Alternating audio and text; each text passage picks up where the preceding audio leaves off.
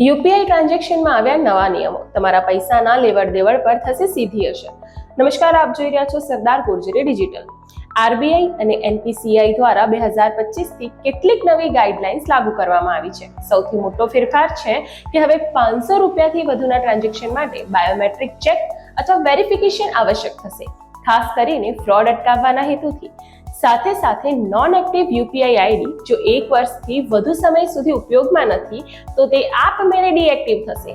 આ જ સાથે યુપીઆઈ માટે ટ્રાન્ઝેક્શન લિમિટને પણ બ્રાન્ડ અને કેટેગરી મુજબ બદલવામાં આવી રહી છે, જેમ કે બિઝનેસ પેમેન્ટ માટે અલગ લિમિટ અને પર્સનલ પેમેન્ટ માટે અલગ.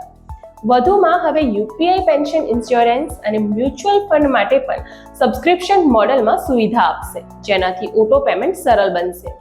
મહત્વના સુધારામાં હવે પછી પૈસા મેળવવાની ઝડપમાં 50 થી 67% વધારો થશે, જેનો સમયગાળો 30 સેકન્ડનો ગાળો ઘટીને 10 થી 15 સેકન્ડનો થઈ જશે. હવે રોજના ફક્ત 50 વખત જ રકમ તપાસી શકાશે. 30 જૂનથી ટ્રાન્ઝેક્શન પહેલા બેનિફિશિયરીનું વેરીફાઈડ નામ દેખાશે, જેથી ફ્રોડ ઘટશે.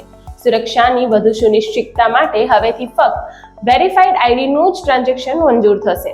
વ્યક્તિગત અને P2M ટ્રાન્ઝેક્શન માટે દૈનિક ટોચની મર્યાદા 1 લાખ અને શિક્ષણ, હોસ્પિટલ, આઈપીઓ અને અન્ય સંસ્થાઓ માટે માન્ય ટ્રાન્ઝેક્શન માટે 5 લાખ સુધીનો મર્યાદા રહેશે.